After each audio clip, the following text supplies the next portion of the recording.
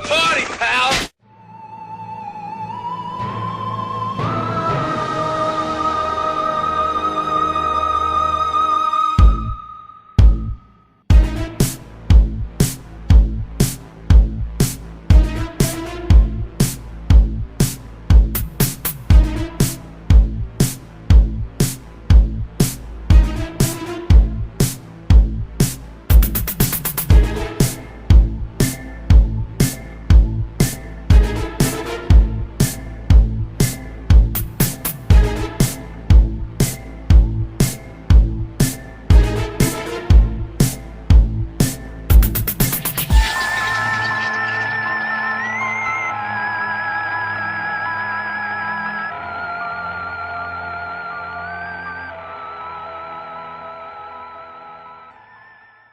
So, Mr. Mash, what would happen if, say, a terrorist were to take over this building? You and I had to defend against the enemy all by ourselves because they didn't know we were here. What would you call that scenario? I call it the scenario where I walk on glass and throw the back guy out the window, who just so happens to be British. He's German or whatever. He is German, yeah. What would be the name for that scenario? Hard Die. Pretty sure that's an actual Marked for Death. Ooh, no, different movie. Spy Hard. You're getting closer. No, that scenario would be called Die Hard on a Podcast, JD. Oh! Which is not coincidentally the name of today's episode. We really do plan the show months in advance, and we had been planning to do this episode for quite some time. It's just a sad coincidence that Alan Rickman happened to pass away not too long ago. I guess we could say this has been his honor. He was an actor we were both big fans of. In this film and many others, the Harry Potter franchise especially, and Robin Hood, which is not that good of a movie, but he's great in it. I don't know that I've ever seen a role that he was in that I didn't like. Yeah, he was one of those actors that always gave 110%. He is great as Hans Gruber, one of the best action movie villains ever. Yeah, that's fair to say. Die Hard is one of those franchises I don't think about a lot when I'm not watching them. But when I'm watching these movies, I'm a big fan of the series. Really enjoy 4 of the 5, well, most of the films. And I'm a big fan. The first 3 are really solid. Yeah, and then after that, your mileage may vary. But I'm a really big fan of John McClane as a character. He's the ideal action hero in a sense. We're mostly going to talk about the main Die Hard franchise, but there is a universe of rip-offs, of knockoffs too, which we will discuss a little bit. Let's go back to 1988 to visit Nokatami Plaza and walk on some glass. Yippee-ka-ya, motherfucker. It's Christmas Eve in L.A., and New York cop John McClane has come to see his wife. Instead, he's going to have to save her. Within this skyscraper high above the city, 12 terrorists have declared war. They're as brilliant as they are ruthless. Now, the last thing McClane wants is to be a hero, but he doesn't have a choice. He's an easy guy to like. Come out to the coast, we'll get together, have a few laughs. And a hard man to kill. Yippee-ka-ya, motherfucker. Did you know that Die Hard was based on a book? What? Yeah, Nothing Lasts Forever by Roderick Thorpe, which was a sequel to an earlier book he wrote called The Detective, which had previously been made into a movie with Frank Sinatra. They were contractually obligated to ask Frank if he wanted to play the lead role. He was in his 70s and he said no. Frank is but one. Pretty much every major action actor of the decade was asked to play the lead and they all turned it down. Sylvester Stallone, Clint Eastwood, Harrison Ford, Burt Reynolds, Don Johnson, Richard Gere. At one point, Die Hard was even being considered as a sequel to Commando and would have starred Arnold. Can you imagine what the movie would have been like with any of those actors? I can definitely imagine what it would be with Arnold. We know that Commando is one of my all-time favorite films, but I'm glad we had the Die Hard we got. Though Don Johnson, that could have worked. You know which one I don't think would work at all? Eastwood? I was going to say Richard Gere. Yeah, Richard Gere would have been weird. The whole point of McClane as a character is that he's an unassuming hero, and all of these guys were already established stars. Yeah. What's Die Hard about? A terrorist takes over a building and shit. Well, the little more detailed version is John McClane's a New York City cop who travels to L.A. to visit his wife, who works in Nokatami Plaza. Their marriage is on the mend. While he's in the building, it just so happens that a group of German bank robbers, disguised as terrorists, take over the building. They didn't plan on John McClane being in there, and he proceeds to fuck their plan, and it really pisses him off. What do you think defines most 80s action movies? Big explosions. Explosions, heroes who are invincible, basically. Yeah. Watch Rambo or Commando or anything like that. Any movie starring Arnold or Stallone, usually. They're just unstoppable badasses who never slow down. The point of Die Hard is how it subverts that. First off, Bruce does not look like Schwarzenegger. In this first movie, he looks like pretty much a normal dude. Yeah. He's not super ripped or anything. He gets hurt a lot. He gets the shit kicked out of him. And he doesn't really have a plan. He's making it up as he goes along. The film even references Arnold and Rambo. When he's on the walkie-talkie with Al, he says, there's enough explosives in here to send Arnold Schwarzenegger into orbit. A lot of the movie is about subverting what the genre had become, or at least putting a different spin on it. And what do we think think of Bruce Willis? Convincing hero. He's so cool. Even though the character spends the whole movie getting his ass kicked, various states of agony, he still really has a great sense of humor. And you can tell that he has that sense of humor to diffuse the tension of the scenario. The first scene is him on the airplane when he's airsick. The next scene really sets up his whole character arc where he's in the car with Argyle, and they're talking about his wife, how he's trying to fix his marriage. I don't think Willis has ever been as good as he was in this movie. At the time, he was not known for action. Yeah. He was known for moonlighting. That was his first acting credit, was moonlighting. I don't know if it was his first acting credit, but that was certainly what he was known for. That's what everybody knows him for. Yeah, but then this movie came along and it totally changed the public's perception of Bruce Willis. Him and Sybil Shepherd hate each other. I've always heard that. I don't know if that's true or not. Anytime there's a show that's based around two actors' chemistry, they either are really fucking in real life or they actually hate each other. Maybe moonlighting wasn't Bruce Willis' first credit, but this movie, Die Hard, was Alan Rickman's very first credit. He was a stage actor before this, and this was his first movie. Really? Yeah, which is crazy to think because he is so fantastic, as Hans Gruber. And he has this conceited, superior tone that he carries throughout the entire film. But he's always thinking, he's always plotting. There's that great sequence where McClane and Gruber meet for the first time in the movie. Gruber is pretending to be from Texas. Yeah. Apparently that was improvised. Really? Because usually the villains in 80s action movies are very shallow in their motivation. They're serial killers or crazy or dictators. Hans Gruber is just pretending to be a terrorist. He's actually a bank robber. He's only interested in getting the payday. I say that it subverts the 80s action, but it also has a shit ton of big-ass explosions. Yeah. The police pull up to the plaza like an armored truck. The villains have a fucking bazooka. When McClane improvises a bomb, he makes a bomb out of some C4 in an office chair and drops it down the elevator shaft. And it looks like he blows up the entire front half of the building. Yeah. And then at the end, they blow up the very top of the building. Explosions everywhere. But the sequences that I really love are when they are focusing on how much pain John McClane is in. What's another thing of 80s action movies? Oh, what's that? The main villain always gets dispatched in some spectacular, drastic, or ironic action. Gruber's demise is pretty ironic. Yeah. One of the best falls from a building. In real life, you know what the Nakatomi Plaza building is. That's a 20th Century Fox building. Speaking of Rickman, McClane pulls off the watch and Gruber falls. That look on Alan Rickman's face, that look of terror is genuine because they were dropping him from a 50-foot green screen chamber. Really? Yeah. Speaking of how much pain John is in, the scene with the glass is what people really remember. Yeah. Do you remember why John is barefoot? No. In the very first scene when they're on the airplane, the guy sitting next to him says, "You know what helps me with hair sickness is when I get to my hotel room, I take off my shoes and my socks and I make fists with my feet in the carpet." Because of that one jackass, John's running around the whole movie without any shoes on. It's weird what makes you squeamish in a movie. Somebody can get their head cut off, it doesn't bother me. Because it's never going to happen to you, probably. Right. But somebody steps on glass. Yeah. Especially, there's that lingering shots of him pulling these huge, jagged pieces of glass out of his feet. Oh, God. But even the other action scene, that first fight scene in the stairwell breaks the dude's neck. John's getting banged around. He spends almost the whole movie climbing through air vents. Lots of close-ups on his face. Great action for sure. Now let's talk a little bit about the supporting cast. Who plays John's friend, the cop on the ground? Al. Carl Winslow. What is his real name? Reginald Val Johnson. Thank you. Oh, it's fucking Carl Winslow, yes. I couldn't think of his real name. And I rewatched Ghostbusters just the other day, and he's in that movie too. Yeah, he's the cop in the courthouse. Is this dude like a cop in real life? I don't think so, but he plays a lot of fucking cops. And he's great in this. He actually has a rapport with McClane. Al talks about how he accidentally shot a kid, which is something cops never do in real life. In some ways, he's a very stereotypical cop. His first thing is getting Twinkies out of a 7-Eleven or something. But he's great in this. I love Al. Now, let me see if I can pronounce the name of the actor who plays Argyle. Dave Verreau White is the guy who plays Argyle. And Bonnie... Bonnie... have socks? I don't think so. Because then he'll have Argyle socks. But I kind of like how Argyle spends most of the movie hanging out in the limo in the parking garage with no idea of what's going on. Bonnie Bedelia plays his wife. You remember the name? Sarah McClane? Close. Holly. Holly McClane, née Gennaro. The heart of Die Hard is that John and Holly really do love each other, and they really are trying to work it out. Gives the movie a little more, makes it a little more than just an explosion fest, which it is, which it's awesome at. Willis is great. Alan Rickman's great. The action's great. The whole movie is fantastically assembled. Directed by John McTiernan, who previously made Predator. And will go on to make Last Action Hero, one of your favorite movies. I love Last Action Hero. Die Hard's also a pretty great Christmas movie. My mom disagrees. She doesn't think that Gremlins is a Christmas movie. This is your mother? Jesus, horribly wrong. Christmas Eve, Washington, D.C. International Airport. What's this about? Oh, just a feeling I have. When you get those feelings, insurance companies start to go bankrupt. There's panic in the air and terror on the ground. Oh, we are just up to our neck in terrorists again, John. But for police officer John McClane, it's just another Christmas. You're the wrong guy in the wrong place at the wrong time. Story of my life. On July 4th, Die Harder. Yippee-ka-ya, motherfucker.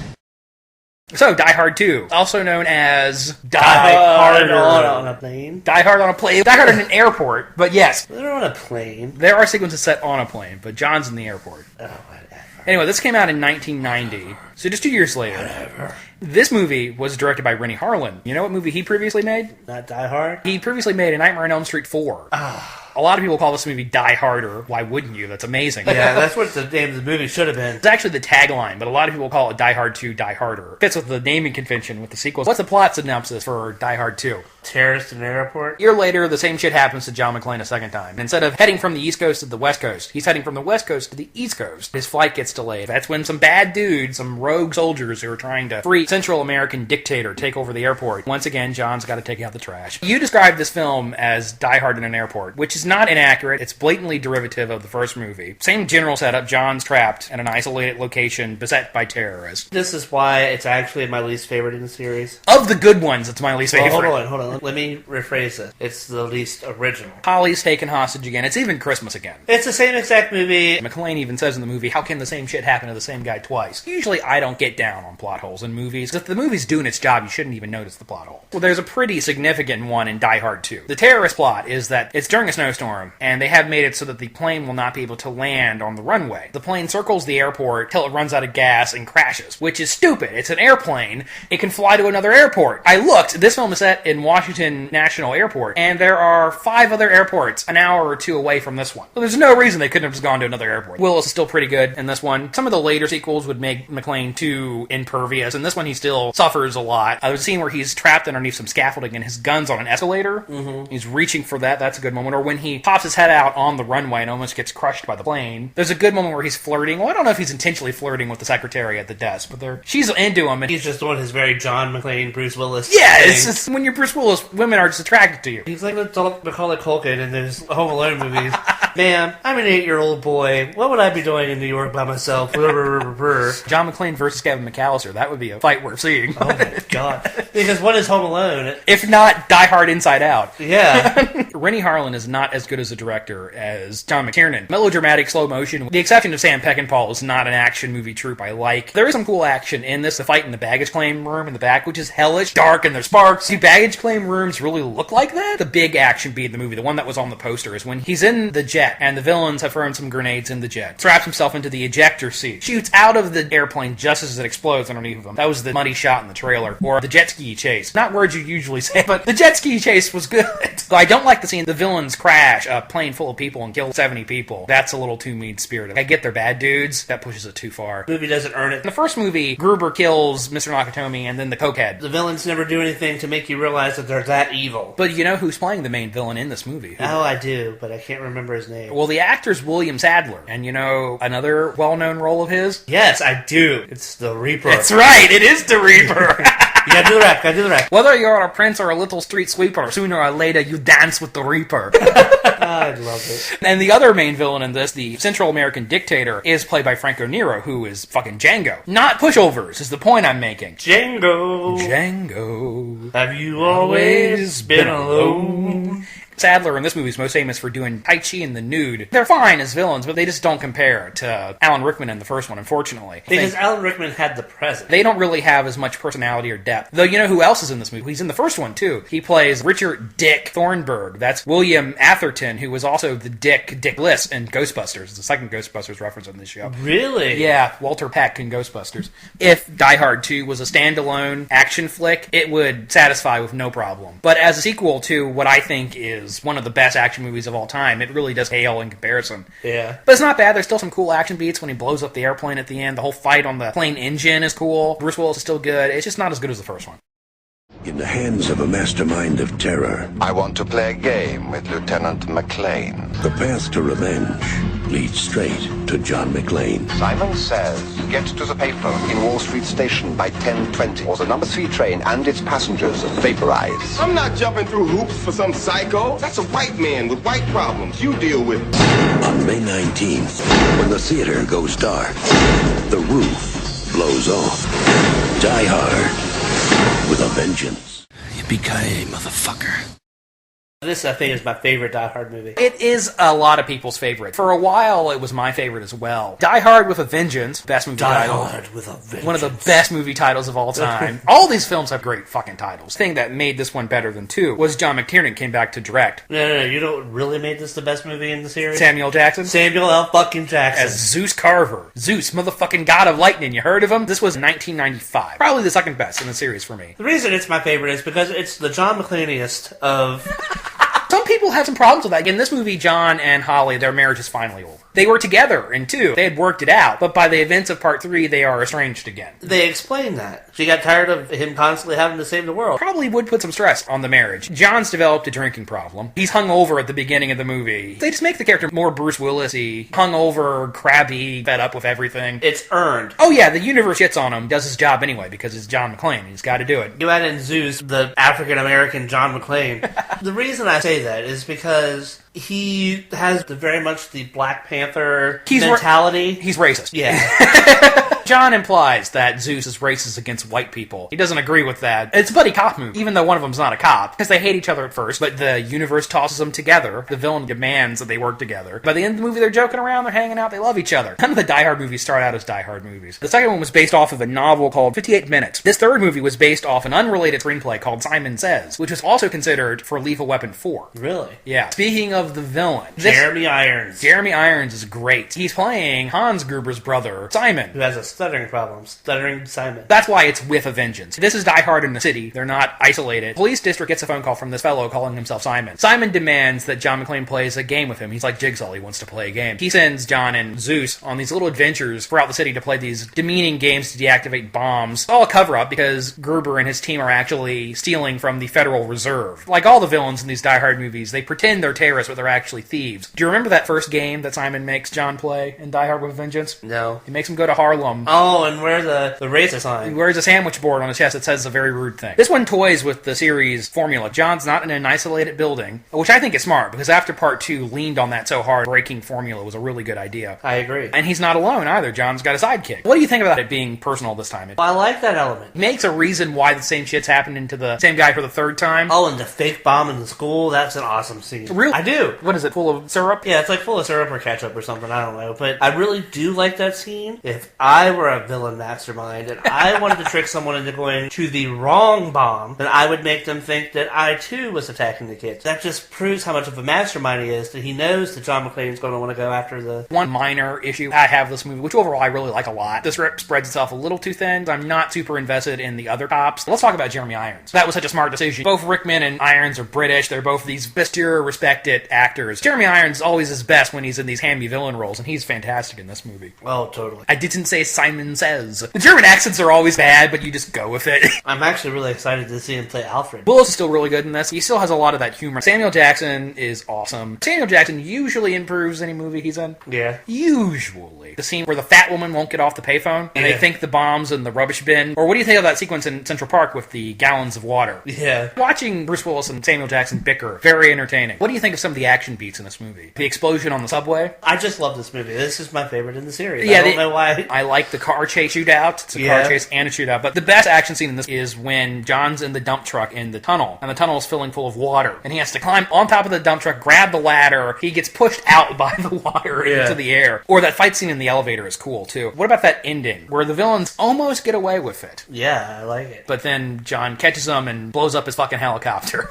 Damn right. Which was a reshoot. In the original ending, Gruber got away with it. McClane's reputation was ruined. John tracks down Simon in a hotel somewhere and puts a rocket launcher that has had the aiming sequence taken off, so you can't tell which end's pointing where. And he spins it around on the table, so he's like, all right, Simon, I'm going to play a game with you. And while that ending was kind of cool, I prefer the one that they went with. It's a Die Hard movie. It should end with the bad guy getting his comeuppance. Although that would be a ballsy ending. This whole movie is shitting on John the whole time, so maybe he should get a happy ending. Well, maybe.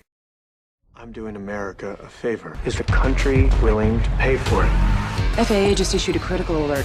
The entire network went down. Transportation system's crashing and they just hit the entire financial sector. You have no idea who you're dealing with. I'll take it from here. You just killed a helicopter with a car! How's our bullets?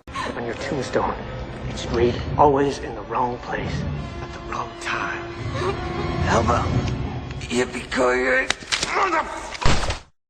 For a long time, that was the end of the series. For a long time, it was the Die Hard trilogy, is what it said on the VHS box set. But eventually, a fourth one did get made. In those 12 years, Bruce Willis lost all his hair. He had hair? They were trying to get this movie made for a while. You remember Tears of the Sun? Yeah. For a while, that was going to be Die Hard 4. I think I've seen that one, but it really did not linger in the memories. But by the time this movie came out, it was 2007. Action movies had really changed. The big, bloody shoot-em-up were gone. They still exist today, but not as big-budget studio tentpoles. You know who directed Live Free or Die Hard? Len Wiseman, who previously made Underworld. Our opinions on the Underworld franchise are probably well known. Go back to episode 4, our vampire episode. I can't stand them. JD seems to enjoy them as guilty pleasures. Yeah. When Live Free or Die Hard came out in theaters, it was PG-13 originally, which pissed off a lot of people. What is a Die Hard movie if John McClane can't say motherfucker? Damn right. We haven't talked about that, by the way. We haven't talked about Yippee-ka-ya. Is that one of the best one-liners in an action movie ever? Probably. You hear Yippee-ka-ya, motherfucker, and you instantly, it starts filling your brain with explosions and Die Hard clips. I don't know any one-liner that does that. Maybe I'll be back.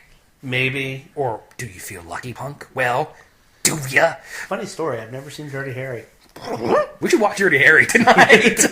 When the DVD came out, it reinstated the bloody squibs and the motherfucker. What are your general thoughts on Live Free or Die Hard? It's definitely the weakest in the series, I feel. You prefer 5 over this one. Yeah. Justin Long. You don't like Justin Long. It's really annoying. I understand that they've gotten into this sidekick, but oh, God. You hate Justin Long. Justin Long is so annoying in general. If he's properly utilized, he can make a fun character, but he was not properly utilized. You only like Justin Long when he's being turned into a walrus. Yes, exactly. I don't mind him too much. I think he's okay. He's no Sam Jackson, but he's alright. If they were going to give John a sidekick in this fourth movie, I wish they had just made Mary Elizabeth Winstead his sidekick throughout the whole film. Because she's great, as Lucy McLean. Yeah. My issue with Die Hard 4, it strains believability with the action. Apparently there's not as much CGI in this movie as I thought. There was that scene that was in all the trailers when the car flips through the air and then lands on the other two cars and almost crushes Bruce Willis and Justin Long. Apparently that wasn't CGI. Apparently they really threw a car through the air. I mean, that's kind of cool. Even then, it still doesn't look real. Another scene that was in all the trailers is when John drives the police car up the ramp and crushes the helicopter with it, and, you killed a helicopter with a car. Yeah, well, I was out of bullets, which is a good one liner. Or in the unrated version, he says, hundreds of people die from car crashes every day, kid, which isn't as good. Nah, I like that I was out of bullets. Yeah. I guess we should talk about the plot. It was based off an unrelated screenplay that was called WorldWar3.com. The reason I hate it the most, they wasted Timothy Olyphant on such a stupid villain. Timothy Olyphant is bad, but Thomas Gabriel is the name of the villain in this movie. And it's a shame, because Timothy Olyphant is a really good actor. Trying to think of something I've seen him in that I liked. People really love that TV show he did. Justified? He was great in Scream 2.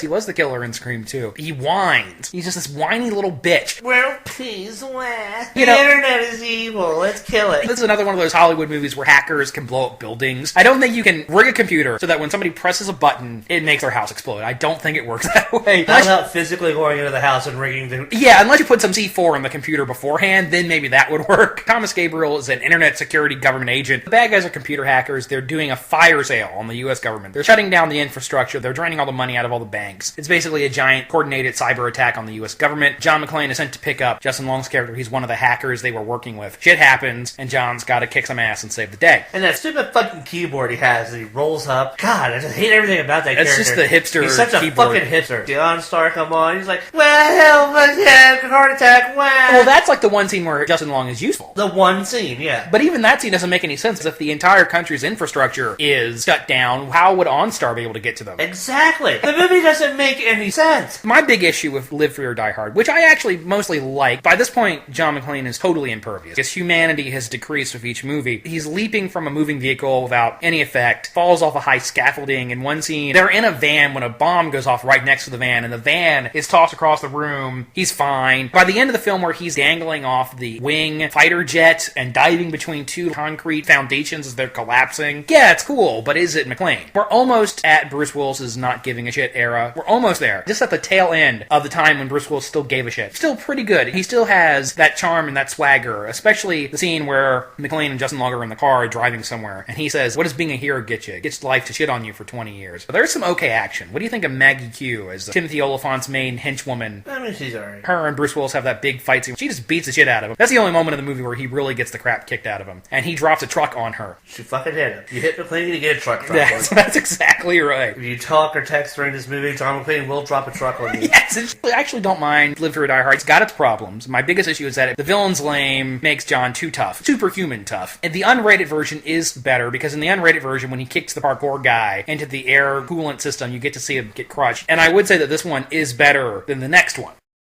Are you a cop? How'd you know I was a cop? You don't look like a lawyer.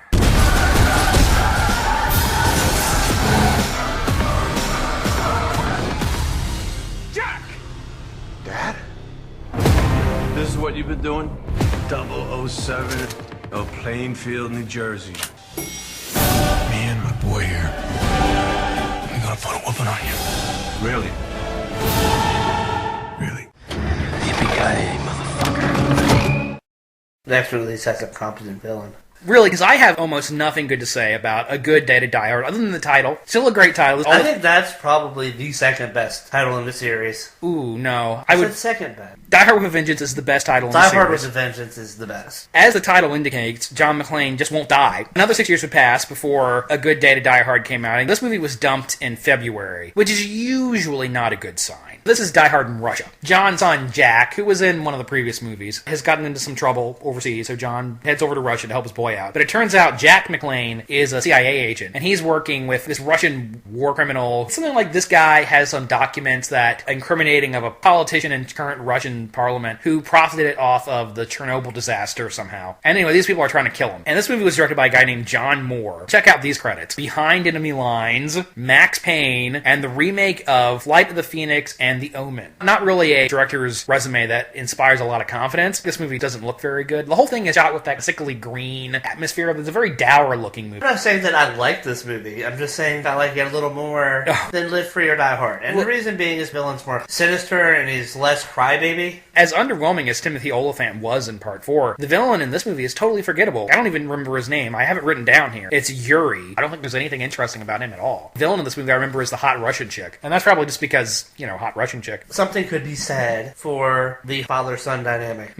Yeah, okay, what about Jay Courtney? I know you don't like Jay Courtney, but I feel like he has potential. And I feel like there's a lot worse actors out there than him. Controversial opinion. We have a Jay Courtney defender in the house, listeners. I mean, not a defender so much. The potential is there if he had the right director working with him. I guess we'll find out when Suicide Squad comes out. He's in that too? Yeah, he's playing Captain Boomerang. That Jay Courtney is playing? Yes, there's only one. No, he's just really boring to me. He has one emotion. I really don't buy the father-son dynamic between Senior and Junior McClane. There's a scene where John is talking to one of the other characters, and he doesn't know that Jack's listening, and he says, I really feel like I let my son down. I was never there for him. And come on. In a better movie, that could be the emotional heart of the film. There's just so little that's interesting about this movie. The action is less over the top in this one. I would disagree with that. The end where John's dangling off of the helicopter, at this point he's totally superhuman. There are two scenes in this movie where he gets tossed through a glass window. A glass window, which you may remember in the first film, was the shit that crippled him. But he's been there, done that before. So what you're saying is he's now immune to glass shards. Well, it's not that he's immune to glass shards. He's felt that pain before. He's suffered through it before. That's just one example. It's a scene where he's falling through 6 scaffoldings. There's no humanity left in John McClane. And now we are in Bruce Willis's I don't give a shit, period. He's bored. You can tell that Willis is not interested or invested in the screenplay at all. Well, you know what I think the next movie should be? It should be McClane's Die Hard. All 3 of them. Mary Elizabeth Winstead in the theatrical cut of this movie has a cameo. And they cut her out completely in the unrated cut. She drops John at the airport and picks him up again at the end of the movie. If Hollywood wasn't so petrified of female action heroes, if this movie was John and Lucy kicking ass in Russia, I would at least be a little more interested. Well, but I think they should do the team-up movie. They should do the team-up movie. Where else are they going to go? It's funny you should say that, JD, because indeed a 6th film is in the very early stages of production. It's called Die Hard Year 1. They're rebooting it, aren't they? It's going to be both a prequel and a sequel. Originally, Bruce Willis, during the promotional tour for Part 5, said, if we do a 6th one, we're going to call it Die Hardest. I'm thinking like, yeah, you are. The premise of Year 1, it's going to be flashing back to John's first day as a cop. There's some case that he was investigating back then in 1979. In the present day, he's investigating the same case. And initially it was reported that Bruce Willis was only going to be in a handful of scenes, but apparently he is going to have a bigger involvement. Len Wiseman from Part 4 is coming back to direct. I prefer him over the guy who did 5. At least the action in 4 was better than 5. There's a lot of shaky cam in 5. There's a lot of CGI in 5. Well, I'll give you that. The premise for year 1 is okay. Who would you like to see cast as 1979 John McClane? Giovanni Ribisi. I'm very impressed that you pronounced his name correctly, because I wouldn't have. I really don't have an opinion on Giovanni Ribisi. I mean, he did Mob Squad. Oh, yeah, that's a good... Okay, the movie wasn't good. Whatever, fuck you. I just want to see it. I want to see Giovanni Ribisi do more action movies. I can tell you who the internet wants to see cast as a young McClane. JGL, man. Joseph Gordon-Levitt, who already played young Bruce Willis in Looper. Yeah, see, I don't like that. But he's too arty for that kind of movie. I mean, yeah, he probably won't do it. They'll probably get some unknown. Maybe they'll find somebody great, as long as it's not Jay Courtney. It better not be Jay Courtney. I really wish they were doing the Die Hardest idea. In my brain, Die Hardest is John McClane's last mission, which either ends with him dead or retired. He can strike anywhere, at any time. For LA cop Jack Traven, the game began when someone put the city of Los Angeles to the ultimate test. Pop quiz, hotshot. There's a bomb on a bus. Once the bus goes 50 miles an hour, the bomb is armed. If it drops below 50, it blows up. What do you do? What do you do? Now, he's the only solution. Speed. Get ready for rush hour. This is the real reason I wanted to do this episode, if I'm being totally honest. Like I said, I love most of these movies, and I really like the character, but I'm very fascinated by the concept of the Die Hard ripoff. The Die Hard on an X, Die Hard on a blank. That was the standard formula for every action movie in the 90s. So I've got a list, I've seen some of these, you've seen some of these neither of us have seen. The first one I can find is from 1991. It's a movie called Toy Soldiers, which is Die Hard in a school. The hero is Samwise, Sean Astin. Lou Gossett Jr. is in it, Andrew Divoff, a.k.a. the Witchmaster, plays the villain. Samwise Gamgee, have you been eavesdropping? I've been dropping the weave, sir. Wait, what's the Hobbit version of Yippee-ka-ya, motherfucker? Here's one from 92. Have you seen this one? Passenger 57 with Wesley Snipes. I remember it being advertised on TV. Yeah, this is Die Hard on a Plane. Bruce Payne, a.k.a. the guy from the third Warlock movie, or the fourth Highlander movie, is the bad guy in this one. This is young Wesley Snipes, when he still gave a shit. But Passenger 57's not bad. It ends with Wesley Snipes kicks a dude in the crotch out of a plane. It's a pretty stock parts action flick, but if you like Snipes, like that one. Also 92, Under Siege, Die Hard on a Battleship, starring Steven Seagal. They should have called it Die Hard on a Battleship. What's our opinions on Steven Seagal? I think you tend to like Seagal more than I do. It depends on the era of Seagal. Nobody likes fat, bloated Seagal. Once we get into Under Siege, that's where we start to get into the era of crappy Seagal. So do you like Under Siege? I've never really been into it. I'm more of the hard to kill, marked for death, above the law. What do you think about On Deadly Ground? I don't know that I've seen that. Oh, the one where he gives a 15-minute speech at the end of the movie about the environment? Yeah, I don't think I've seen this one. Oh, okay. The thing with Seagal is the first time you see him snap a dude's arm in half, there's a novelty to it. He really is doing the same thing in every film. And the scenes where he has to act like a normal human, the first part of Under Siege, before the shit hits the fan, it's like watching an alien try to act like a human. He really is a terrible actor. But the thing about Under Siege that is entertaining are the villains, Tommy Lee Jones and Gary Busey. Tommy Lee Jones in over-the-top mode, he's wearing a leather jacket and a tie-dye shirt. Gary Busey's in drag in one scene. No, Gary Busey just happened to be there. They filmed him and then cut it cleverly so it looked like he was part of the movie. Watching Tommy Lee Jones and Gary Busey tear up the scenery, that's fun. From 1993, Cliffhanger, Die Hard on a Mountain. Always circles back to Stallone. Who's the bad guy in this movie, JD? Dennis Hopper. No, it's not Dennis Hopper, it's John Lithgow. Oh, John Lithgow is the guy that says zombies freaked me out in Land of the Dead. No, it's not. That's Dennis Hopper. What? Which one was King Koopa? That was Dennis Hopper. What? Cliffhanger, also directed by Rennie Harlan. Shit Whittle loves it for. Cliffhanger is one of the best Die Hard ripoffs, in my opinion. You've seen Cliffhanger, right?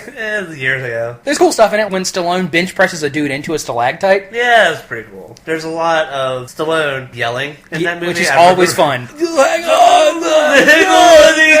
Cliffhanger Cliffhanger was famous enough that first scene was parodied in the second Ace Ventura movie. Cliffhanger's a lot of fun, but it does have one of the most mismatched hero versus villain fights at the end of the movie. John Lithgow versus Stallone. Come on. What do you think of Speed from 1994? Die Hard. I like Speed. On a bus. I had never seen it. Watched it a couple days ago, which seems insane. How the hell did I live through the 90s and not see Speed? Well, what did you think of it? I liked it a lot. It's a pretty good action movie. Yeah, Keanu's good. You know how I feel about Sandra Bullock. It does really well at conveying suspense. And it's such a ridiculous premise, too. Die Hard on a bus. How the fuck are we going to make a 2-hour movie out of that? Well, they do it. They actually commit to that ridiculousness. It just works. There are a lot of good sequences. The scene where Keanu's on that little platform underneath of the bus, pulling Sandra Bullock off of the bus before it blows up. And hey, you know who plays the bad guy in Speed, JD? John Lithgow. No, it's Dennis Hopper. Damn it! Then who plays Chitwell Ejiofor? Chitwell Ejiofor is appearing as himself. And Speed does have one of the best action movie one-liners. At the end, Keanu and Dennis Hopper are fighting on top of the train car. Dennis Hopper saying, "I'm smarter than you! I'm smarter than you!" And Keanu pushes him up so that his head gets torn off by one of the lights in the tunnel. And Keanu says, "Yeah, well, I'm taller." Yeah, but I'm taller. Well, it's Keanu, yeah, so that's exactly how he says it. Rare instances in Keanu's early career where him being Keanu was actually to the benefit of the movie. Then you go online and read that Josh Whedon did an uncredited rewrite on Speed. Oh, I bet that line was a Whedonism. Oh, I bet. And this one was directed by Jean Dubont, who was John McTiernan's DP. So if it looks like Die Hard, that's why. Here's one I haven't seen, but I gotta mention it because it has maybe the stupidest Die Hard on a blank premise. It's called No Contest from 95. It's Die Hard at a beauty pageant.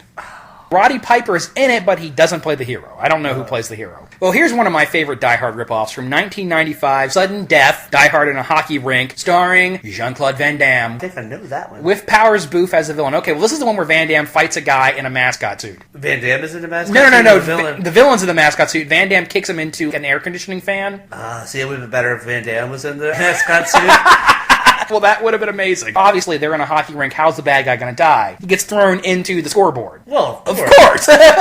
Sudden Death was right on the edge of Van Damme's cocaine period. So this is the last good Van Damme movie for a long, long time. Powers Boothe is the villain in this one, and he has a great line. One of the hostages is a little girl, and he says, "Little girl, if you don't shut up, I'm going to pour a bag full of spiders in your mouth." I like to think that Powers Boothe carries around bags of spiders for such occasions. Okay, so here's Under Siege 2, Dark Territory. That's from 1995. We don't need to talk about that one. Which is Die Hard on a Train. I've never seen it, so it's bad. Yeah. Speaking of Seagal, Executive Decision from 1996 is also Die Hard on a Plane, starring Kirk Russell and Halle Berry. No, actually, it's Die Hard on a stealth bomber. I've never seen this one. Is it any good? Wait, it might be Die Hard on a plane, because they used a stealth bomber to get into, isn't it like Air Force One or something? Well, no, that's Air Force One. I've seen this movie, but I remember not liking it because Steven Seagal dies. Yes, he dies in like the first 15 minutes. Yeah, and what? And they sold this as a Steven Seagal. What's hilarious about that is he, after that, made a rule in his contract that Steven Seagal can never die in a movie unless he kills himself, which is why Machete ended that way. I've never seen Executive Decision. It's middle tier Kirk Russell. Yeah, there's a stealth bomber on the poster. You're right about that. So it's something to do with a stealth bomber. Here's one, 1996, The Rock, Die Hard on Alcatraz Island. You've never seen The Rock? No. Really? Nick Cage, Sean Connery, Ed Harris is the bad guy. It's Michael Bay's best movie. Oh, so it's still crap. It's about 55% of a good movie. The premise of The Rock is that a bunch of pissed off, disgruntled soldiers take over Alcatraz Island, hold a bunch of people hostage, and say, the government owes us. We're black ops soldiers. They can't acknowledge our existence, but they owe our families compensation. The reason you need to see The Rock, Nicolas Cage shoots a guy while screaming, "I'm a vampire." No. He says, "Do you like Elton John? Because you're the Rocket Man," and then shoots a torpedo at a guy. That one-liner tries a little hard. It's bad. But I feel like since Nicolas Cage is and I'm pretty sure it's Tony Todd that gets shot with the miss. Michael Bay movie, so it's too long. It is his best film. That sounds like faint praise, but it's not bad. Here's one that I've never seen, but you have to mention it. The most blatant of all the Die Hard ripoffs. It's a film called Skyscraper from 1996. It's Die Hard in a building. It stars Anna Nicole Smith. This was her big breakout leading role. God, now I have to see this movie. I'm sure it's terrible, but I have to see this movie. It sounds like it should be gloriously terrible. That should be. You need to Netflix that shit? I don't even know if it's on DVD. You need to Netflix that shit? I don't care if you have to sell your soul. We need to see that movie. 1997, Air Force One. Die Hard on Air Force One. I've seen this movie, but it's been years. Mostly I remember Harrison Ford kicking Gary Oldman and saying, "Get off of my plane!" Actually, it's a pretty decent movie. From what I recall, it wasn't bad. Okay, what about Speed 2, Cruise Control? Die Hard on a cruise ship. That was not as good as Speed. That's what I've heard. It's the same exact movie, except for it takes place on a cruise ship. And Willem Dafoe's the bad guy in this one. Yeah, and Willem Dafoe. And there's no Keanu Reeves. Keanu Reeves is in that movie. I'm pretty sure he isn't. Here's one I want to bring up because of who plays the villain. Icebreaker from 2000, Die Hard at a ski resort. Once again, John Sean Astin is the hero, go figure. But the bad guy is Bruce Campbell. Okay, now did you see this movie? And apparently he's a shaved head and a Russian accent. God, this sounds amazing. Speaking of Seagal, we're not done with him just yet. Submerged, 2005, Die Hard on a Submarine.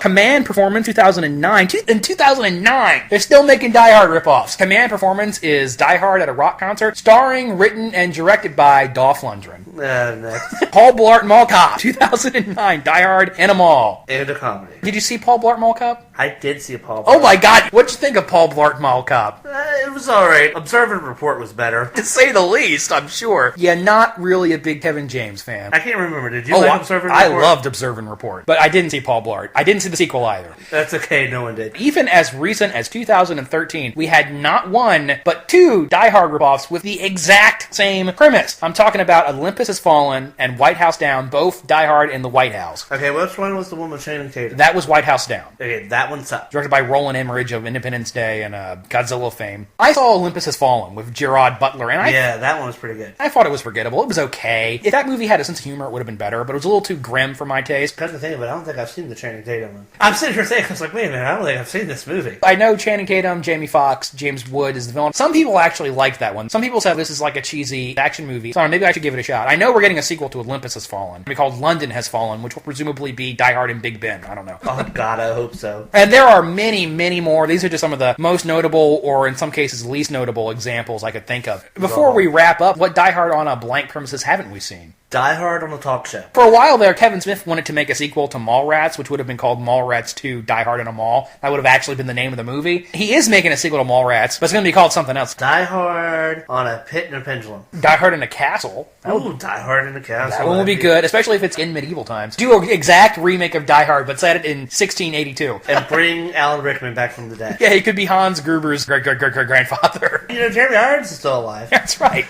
Die Hard in a bowling alley. Ooh, yeah. Oh, and you could call it Strike. Die Hard, it's a small world after all. Yes, okay, now we're talking. Then you have horror and action. Anyway, you can email us at bangersinmash88@yahoo.com. Oh, did you see that thing Lloyd left on the Facebook group? No. Oh, have to share this. Lloyd left this amazing thing on the Facebook group. Thank you so much. We only have one more thing to say before we can wrap up this episode. Yippee-ka-ya, motherfucker. Yippee-ka-ya, motherfucker. Yo, why you try to hurt me, girl? Don't y'all know I'm Bruce Willis? Yo, why you try to hurt me, girl? Don't y'all know I'm Bruce? Why you try to hurt me? Why you try to hurt me? Hurt me? Why you try to hurt me? Why you try to hurt me? Hurt me? Hurt me? Why you try to hurt me? Why you try to hurt me? Hurt me?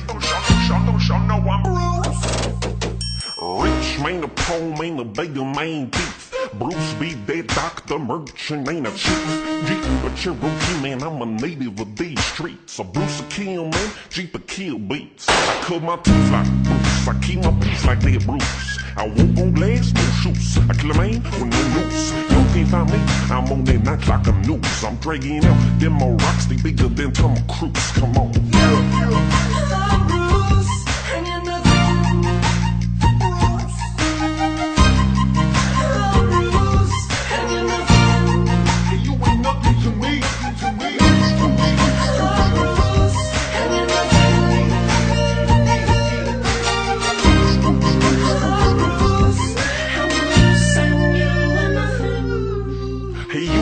Stop me, that roofer Nakatomi. Yeah, people say they know me, but those people don't know me. I roll up in that limo, I kill all of them burrows. In that ventilation shaft, shoot out that window. I won't solo, get it low, gon' get it ringtone. I cream motherfucking piece of beef, that Jeep Rex, tweet, I'm a goose, I spray my seed. You can't hear this juice yet, please believe. Sweet in those sheets, I bitch that rubber, yippee-ka-ya, motherfucker.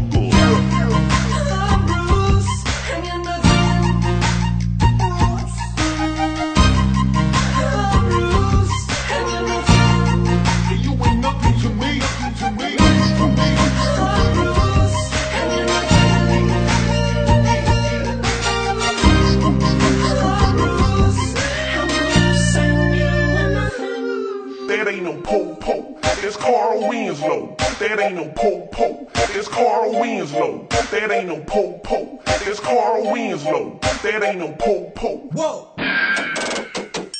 Why you try to hurt me? Why you try to hurt me? Hurt me, hurt me. Why you try to hurt me? Why you try to hurt me? Hurt me, hurt me. Why you try to hurt me? Try to hurt me? Try to hurt me? Hurt me. Why you try to hurt me? Don't y'all know I'm Bruce. Why you try to hurt me? Why you try to hurt me? Why you try to hurt me? Don't y'all know I'm Bruce.